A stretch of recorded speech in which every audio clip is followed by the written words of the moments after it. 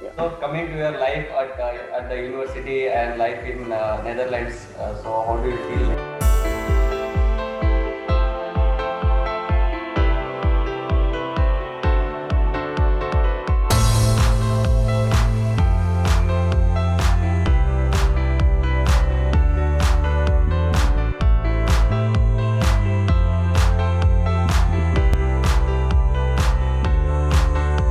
So the first thing when I arrived in Netherlands, the first thing I liked about the country was, everyone is Okay. open-minded. So I see like there's a stereotype, like people say that Dutch people are so direct. So, but that thing is true because you could like literally talk anything to a Dutch guy, and if he doesn't like it, he will just say directly that, "Yeah, I don't like that. I don't like this thing about you," Okay. and that's straightforward honesty. So you find that pretty well anywhere if you speak to any Dutch people here. So that's one thing. And the other one is, since I'm coming from India, Yeah. where punctuality is like, thrown out of the drain all the time. Uh, Okay. like there was this scenario, like one of my friend told me. So he had an appointment with a professor for, around 10 o'clock in the morning. Okay. So it was like he sent him the mail saying, you have the appointment, you can meet me at 10 o'clock. So he went to the university, and it was pretty a bit late. He knocked on the professor's cabin on like around 10:05 or 10:10, Okay. just like 5 to 6 minutes late. And the professor was like, "Your slot is done. Maybe you can book another slot next time." Oh. Send me another email the next day. So it's like that, like they value time so much. So yeah, that's one of the strange cultural shock I found here, and that's a good thing, like you learn to like manage time so much. You learn to like do things properly, and in a sense, yeah, you are away from your family, and you are like given a one particular set of like a single room Yes. where you do all your kinds of like homework, and like this punctuality matters. It's really important because if you don't manage your time and schedule your task, you will be having a really what do you say, like overdue of assignments, because yeah, that's the other thing coming here. Like, the education system here is more kind of practical knowledge instead of like theoretical. So they make you learn stuff by doing assignments. Okay. So like there are like tons of courses where like there's no exams for the courses. So the most of the courses which I did, I didn't have exams. It's like, you form a group with like 4 to 5 people, Okay. and then you get assigned like weekly assignments. Do this, do that, like, Yes. Yes. and it's kind of a good sense, like you also build teamwork because you work as a group, Yes. Yes. and they don't like the assignments are not even related to the lectures which they mentioned. The lectures are just like regular theory. Okay. So it's like, like no one spoon feeds you here. So you learn the theoretical side from the lecture, and Okay. based on the theoretical side, you get to know like how can I apply that using the Apply. assignment. So assignments is like a complete set, and you need to like study on your own, like how to do this and how to do that. So yeah, like, but if you have any kinds of trouble like doing the assignments, there are like professors and there are like TAs to help you out. So that's not an issue as well.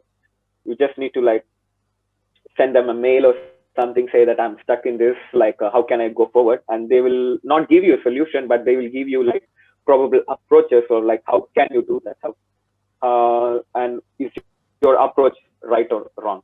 So I think like in that sense, like you tend to learn a lot. I really learned a lot of like I really learned a lot about my coursework more than my bachelor's. Like I would say that I like it's like almost every assignment is like a small Yes. bachelor Yes. thesis Yes. you're Yes. doing in your bachelor's. Like it's like that hectic, but yeah, once you finish your assignments, you'll be like relieved, and you will have the achievement that yeah, you learned a lot, and it's kind of an achievement. Yeah. So yeah, in that sense, like you build like you have like a practical approach to any solutions you get Yes, into it. And yeah, and the main thing is like you interact with a lot of people. So okay, the team formation thing, the basic essence of team formation here is like you interact with people and you build your communication and teamwork skills as well. So in that way, like yeah, I mean, I find it like a lot of interesting compared to like education in bachelor's, because in bachelor's like I faced like almost all the courses is like you do the exam and you get the mark. yes, yes, yes. It's like an exam oriented approach, but here it's like more of practical Practical. oriented. Yeah, so there are exams as well, but only for a few courses, which doesn't have much practical work. But yeah, like most of them, like you learn a lot by doing assignments here. So that's one major difference compared to the education system there. I don't know about US. Does US also have these kind of like assignments? But yeah, this is the major difference between education there and here. So almost all the universities in Europe, they do it this way. Okay. So yeah, that's the point. So coming to your personal life there, like how do you spend your Yeah. time there? Yeah. So apart from yeah, leave the work behind. Yeah. So I'm staying in Amsterdam, right? So it's like it's a beautiful city, with, Okay. and the major essence of Amsterdam is like you find people from all around the world. Okay. So in that way, like you get the perception of the views of all the people from around the world. Like so, in an essence, like the room in I mean the floor in which I'm staying, like I have like a shared kitchen, Okay. and I need to share the kitchen with like 16 people. Oh. So like yeah. So don't mention about that. That's a mess. But yeah, it's Yeah. like you're sharing kitchen with 16 people. That it's definitely going to be messed up. But So like how you that's are going life. to manage your time? Like if you are going to cook at some 8 o'clock a.m. in the morning, then Uh, there yeah, will be some people who is yeah, who has the same definitely. slot in the same time. So how you are managing that?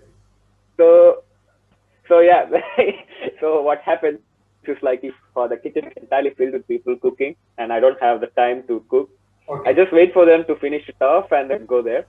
Okay. Else we do have like few friends like in the top floor or in the below. Like I will just use their kitchen as well. So it's fine. Like it's like a community here. Okay. Most of them they are Europeans, but like there are like about like 8 nationalities in my floor, eight Okay. to nine nationalities. So like you tend to like speak with and communicate with like different people, and you get to share their perception as well. And one major thing is like most of them they study like courses irrelevant to engineering. Okay. So like Maybe I have arts, like quite a few friends sciences. who are, yeah, like they study arts, they study humanities, Okay. some are studying economics, and like most of them are studying political science. So Okay. like when you sit with them have dinner, you tend to Okay. like go away from your circle. Like you have like a circle within you. Yes. You Yes. Yes. cut that circle and you tend to like shift your focus somewhere else. Like it's like a wide variety of wide diverse topics you speak about. Yes. So suppose you're like you're IT, and you are surrounded by engineering people all around. So you tend to get like a fixed perception, right? So everyone thinks almost the same way. But here it's like totally different because like there are like different people who are like studying wide range of subjects Okay. irrelevant of engineering as well. So you tend to meet them and you also experience their perceptions and their way of life as well. So in that way, it's kind of like like you learn a lot and you experience. And I think like it's like a when you like visit these international cities like in Europe and meet these people, it's like you tend to get open minded and you shift your attention, like you feel a different perception about yourself as well. And that's a good thing actually. Like so, yeah, international exposure. That's one good thing about staying in Amsterdam. Like if you're Europe or UK student, you will get a stipend and your accommodation will be fully covered. But you come from a non-Europe or non-UK student, then there will be like Okay, only yeah, yeah. tuition barrier, and you need to bear your accommodation and all. Yeah. So that, in a sense, it's true here.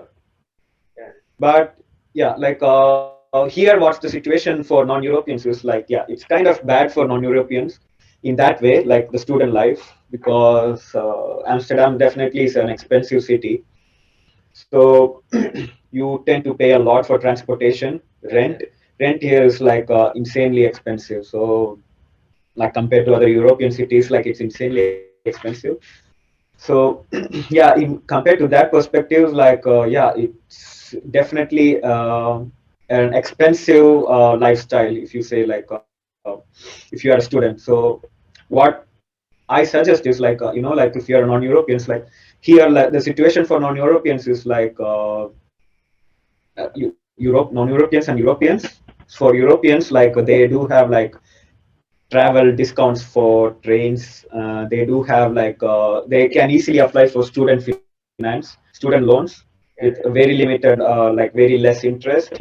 But I don't think like you could apply for student loan for an international student outside of EU.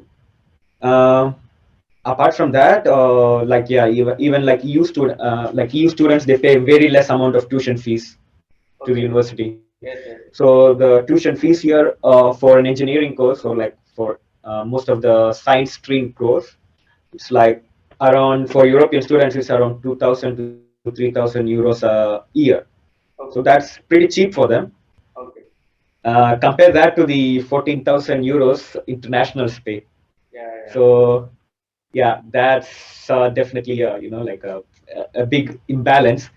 But I think like it's since like like it's definitely the thing because like Europeans pay tax to their country, right? So Okay. they get these benefits before because of that. But we are not paying tax, and maybe because of that, like they have like a higher fees. And of course, they get their fees from international students. Like they get their funding from most of the international students coming in. So I don't think that. I think like in the coming future, like the fees is gonna go up only. But since because of the COVID situation, I think like they reduced the fee for internationals as well. So this year they reduced the fees by almost around 4,000 euros. Okay. So I think like you had to pay around 16,000 for this academic year, but now you just need to pay 12,000 or 11,000 or something for 1 year, I think 11,000 it's the euros. same case in our Indian universities also, because national Yeah, students like will be having very less fee and all, but DASA students who are coming from international or from some other countries, they will have some other fee structure and all. You may be knowing this. Some DASA students yeah, come from, exactly. Yeah. yeah, So I think yeah, it's definitely based on the citizenship, and it's mostly because of the tax you pay to the country. So if you're paying tax to the country, okay, you face the benefits. Else, you pay more. yeah, That's the yeah. thing. So yeah, and the other thing coming to like the work life between like Europeans and non-Europeans is like when you are applying for an internship or like a part-time job. I mean, Okay, definitely, if you want to study in Amsterdam, you definitely have to do part-time job unless you are having good assets with you, like you have like money within your account, or like you do have like a good student loan applied okay, beforehand. So for me, in my sense, like I didn't apply for student loan. I was like, I knew a lot of people, like who said like there are like a lot of part-time opportunities in Amsterdam. So I thought of like, okay, I would use these part-time opportunities to somehow, manage with my living expenses, not yes, for yes. my university fees, but I could just somehow manage my living expenses with a part-time job, or at least like some freelance stuff or something. So yeah, that's definitely one core part where if you are like planning to come to Europe, I mean, apart from Germany, if any other country you're like gonna study, I think you definitely need to look up for a part-time job or something else. Yes. I Because believe for this is yeah, a good, very good opportunity because usually when you go out on yeah. student loan, on student visas and all, we will not be allowed to work part-time job, or you are not allowed to. I am not allowed to work here any job because my visa says that student Oh, visa doesn't okay, allow me to yeah. work.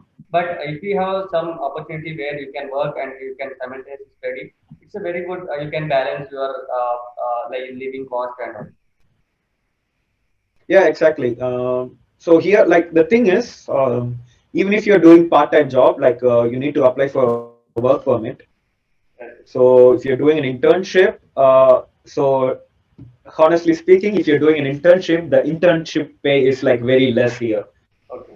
So there was this case like I applied for an internship and they were willing to pay around like 200 to 300 euros a month. But Okay. my rent is more than that, so I was not able to afford that. So I had to say no for it. But it was a really good company, so I could get more experience from their company. But like You have to manage some your things things you need to there. keep priority. Yeah, at least I mean, like living expenses, if you are not able to afford that, that's priority number one. You need to manage your living expenses. Yes. So yeah, I had to like say no to them, but there are a lot of startups here. I Mm. mean, like Amsterdam is the place for like tech companies in Europe. Like most of the tech companies are shifting their headquarters to Amsterdam now. So either Amsterdam or Eindhoven. So in terms of opportunities, I would say like for the tech side, Okay. there are a lot of opportunities. Um, I mean, like, yeah, COVID happened, but I don't think COVID like really put down the opportunity level for the tech side. But yeah, like COVID actually like literally like put full stop like for some other job sectors. Like in the mechanical side, they're like still Yes, like yes, yes, yes. delays happening. Yeah, because yeah, like one of my friend was like searching for 1.5 years after he graduated from Delft. He studied like aeronautical engineering and he was like struggling to find a job. But yeah, luckily he got the job. Okay. But yeah, like coming to tech side, I think like it's fine here. Like it's really good. As I would say, it's not on par with US. I mean, Mm-hmm. US is the place for like tech field, right? But yeah, it's booming. Like there's a startup culture booming here. Like you have London, Yes, Amsterdam, yes, yes, and yes. then in Germany you have like Frankfurt. These cities actually have like startup hubs where like new companies are coming up, and even in the university which I'm studying, they do have startup hubs where like they're like like a bunch of small startups where they are recruiting even students who are studying in the university as well. Yes. So yeah, coming to like the opportunity side, it's pretty good. But yeah, as I was mentioning, the part-time job, right? So if you're interning, I don't think it's a good idea if you're interning in order to get money in Yes. Netherlands. So Okay. I'm saying for people who are like coming to Netherlands and they wanna earn some money. So what I would suggest is like try searching for like part-time jobs. Part-time jobs. I mean, yeah, part-time jobs. Like you could get a part-time job, in the tech side as well. There will be like work student. So if you Mm. search in LinkedIn, there'll be like this field called work student application. So there'll Okay. be like companies offering you work student jobs. So those are like part-time jobs. And the thing with part-time jobs is Europeans, they can Okay. work 40 hours a week, Okay. and internationals outside from EU, they need to get a work permit. Okay. And according to the Dutch laws, the work permit only allows you to like work for 16 hours a week. Okay. So I mean, there is a pros and cons for this. So the Mm-hmm. pros I would say is like there are like companies who pay you well, like I mean, pay you well in the sense like you could cover your living expenses with a part-time job as well, like 16 hours a week as well. So I mean, like even if you work 16 hours, you would be able to cover your living expenses pretty well as well. But you need to like find those companies properly. Like it's quite a few, but you could get them. Yeah. But I would suggest startups because startups are the companies who are like offering these kind of offer, uh, job profiles. when you go to like established companies, I think they only take you as an intern, and intern pay is like really less here. Okay. So yeah, like non-Europeans, they're only allowed to work for 16 hours a week legally. Yeah. And yeah, that's like if you're working for a company. The other option available as a part-time work is like you could as well apply for like a volunteering service in shopping centers here, Yes, yes, yes. or you could like deliver food. Non-tech So job. yeah, even those pay you well as well. Like if you are like working at least 8 hours, and for those it doesn't require 16 hours a week rule. It doesn't apply. Okay. So you do have a work permit, but how the situation works in that scenario is like you are working for some other department, and you're giving a service to those departments. So what does the government do is like they ask you to like register yourself as a freelance worker or something, and Okay. register yourself saying that you're working as a company, and Mm-hmm. you're giving this help to these companies. Okay. So in that sense, if you're like doing, even as you're doing a freelance work online, Okay. you could like register a company of yourself within the government, Okay. and then you could like work like more than 16 hours, and you could like earn more. So in that sense, if you're working as a volunteer in student, like as a in the like even as a shopping center areas, or like delivering food, what say, or as a bartender in cafes, Yes, yes. um, there is no need of like the 16-hour rules, and you get a good pay as well. So with that, you could like literally have like a good amount to properly have a good set of enjoy your life for 1 month with that amount of money. So what I would say is like if you are planning to study in Europe, anywhere in Europe, I think I don't know about Germany. Germany is like literally cheap, right? If you are Yes, yeah. having like a student loan, I think with the student loan it's only for you to have your living expenses, right? Because you don't find tuition fees in German Yes, universities, yes, yes, public yes. German universities. But yeah, like even if you're not applying for loan, you could like find like part-time jobs. Okay. And with that, I would definitely say experience comes into matter. So I would really recommend, like if you're going this approach, you're not taking a student loan, and you're coming here saying that, yeah, I want to do a part-time job and earn money.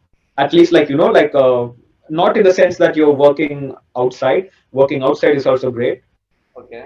You want to like improve your experience, and you want to like earn money based on what you're doing, like what you're studying, right? So Mm. if you're studying mechanical engineering, you need to do some work and earn some money based on the job you're doing.